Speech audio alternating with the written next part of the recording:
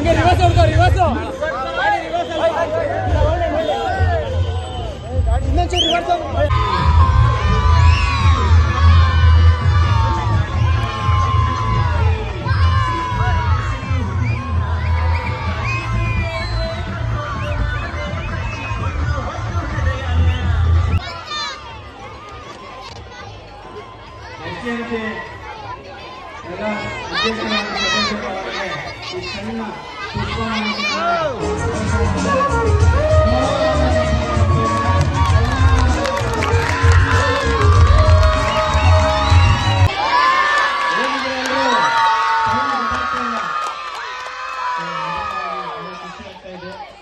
ಸರ್ಕಾರಿ ಶಾಲೆಯಲ್ಲಿ ನಡೀತಾ ಇರ್ತಕ್ಕಂಥ ಈ ಒಂದು ಅದ್ಭುತವಾದಂತಹ ಕಾರ್ಯಕ್ರಮಕ್ಕೆ ಒಬ್ಬ ಸಣ್ಣ ಸೇವಕ ಬಂದಿದ್ದಕ್ಕೆ ನೀವೆಲ್ಲರೂ ಇಷ್ಟು ಗೌರವ ಕೊಟ್ಟಿದ್ದೀರಿ.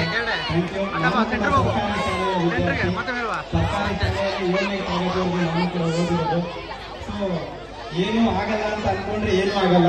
ಇವತ್ತು ಸರ್ಕಾರಿ ಶಾಲೆ ವಿದ್ಯಾರ್ಥಿ, ಒಂದು ಸರ್ಕಾರಿ ಶಾಲೆಯಲ್ಲಿ ಓದಂತ ವಿದ್ಯಾರ್ಥಿ ಇವತ್ತು 150-160 ಜನ ಬೀದಿಯಲ್ಲಿ ಮಲಗುವ ಅನಾಥ ವ್ಯಕ್ತಿಗಳಿಗೆ ಆಶ್ರಯ ಕೊಟ್ಟಿದ್ದಾರೆ ಅಂದ್ರೆ ಅದು ಸರ್ಕಾರಿ ಶಾಲೆಗಿರುವಂತ ಒಂದು ತಾಕತ್ತು, ಒಂದು ಪವರ್. ಏನ್ ಬೇಕಾದ್ರೂ ಸಾಧನೆ ಮಾಡಬಹುದು. ಸಾಧನೆ ಮಾಡೋದಕ್ಕೆ ದುಡ್ಡು ಇರಬೇಕು, ಆಸ್ತಿ ಇರಬೇಕು, ಅಥವಾ ಕೋಟಿ ಕೋಟಿ ಬೆಲೆ ಮಾಡಬೇಕು ಅನ್ನೋ ಯಾವುದೇ ತತ್ವ ಇಲ್ಲ. ಒಳ್ಳೆ ಮನಸ್ಸಿರ್ಬೇಕು, ಏನು ಬೇಕಾದ್ರೂ ಸಾಧನೆ ಮಾಡಬಹುದು. ಇಲ್ಲಿರ್ತಕ್ಕಂಥ ಸಾಕಷ್ಟು ಜನ ವಿದ್ಯಾರ್ಥಿಗಳು ಏನ್ ಬೇಕಾದ್ರೂ ಒಳ್ಳೆ ಕೆಲಸಗಳನ್ನ ಆಯ್ಕೆ ಮಾಡ್ಕೋಬೇಕಷ್ಟೇ. ನೀವು ಒಳ್ಳೆ ಕೆಲಸ ಆಯ್ಕೆ ಮಾಡ್ಕೊಂಡ್ರೆ ಭಗವಂತನ ಆಶೀರ್ವಾದ ಸಿಗುತ್ತೆ. ಕೊನೆಯದಾಗಿ ಒಂದು ಮಾತೇನು ಹೇಳಕ್ ಇಷ್ಟಪಡ್ತೀನಿ ಅಂದ್ರೆ, ನೀವು ಆಲ್ರೆಡಿ ನೋಡ್ತಾ ಇದ್ದೀರಾ ಸೋಷಿಯಲ್ ಮೀಡಿಯಾದಲ್ಲಿ ಸಾವಿರಾರು ಬೀದಿಯಲ್ಲಿ ಸಾವಿರಾರು ಜನ ಊಟ ಇದ್ದೇನೆ, ತಿಂಡಿ ಇಲ್ಲದೆ, ಕುಡಿಯೋದಕ್ಕೆ ನೀರಿಲ್ಲದೆ ಎಷ್ಟೋ ಜನ ಸಾಯ್ತಿದ್ದಾರೆ.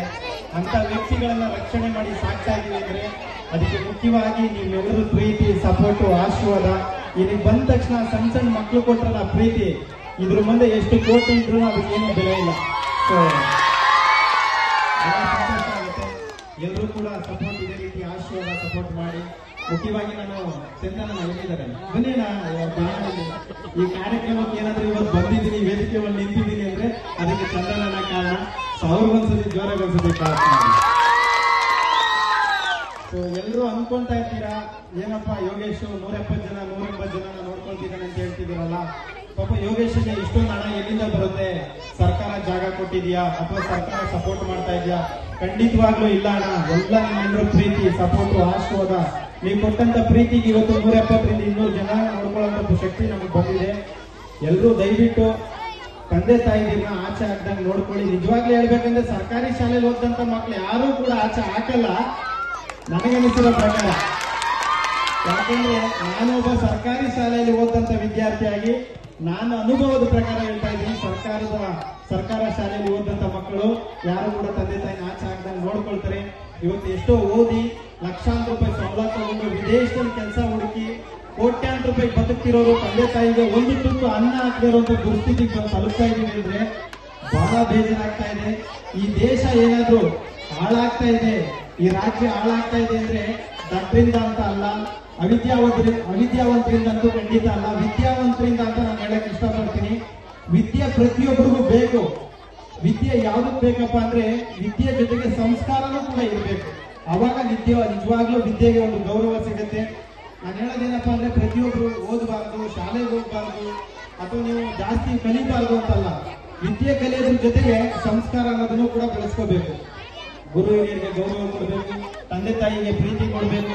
ಕೊನೆಗಾಲದಲ್ಲಿ ಈ ರಾಜ್ಯ, ಈ ದೇಶ ಮೆಚ್ಚ ಮಗ ಆಗದಿದ್ರೂ ಪರವಾಗಿಲ್ಲ, ತಂದೆ ತಾಯಿಗೆ ನೋವು ಕೊಡುವಂತ ಮಕ್ಕಳು ಯಾವುದೇ ಕಾರಣಕ್ಕೂ ನಾವು ಆಗ್ಬಾರ್ದು. ಸೊ ದಯವಿಟ್ಟು ಎಲ್ಲರಿಗೂ ಸಪೋರ್ಟ್ ಮಾಡಿ. ನಾವು ಮಾಡೋ ಕೆಲಸ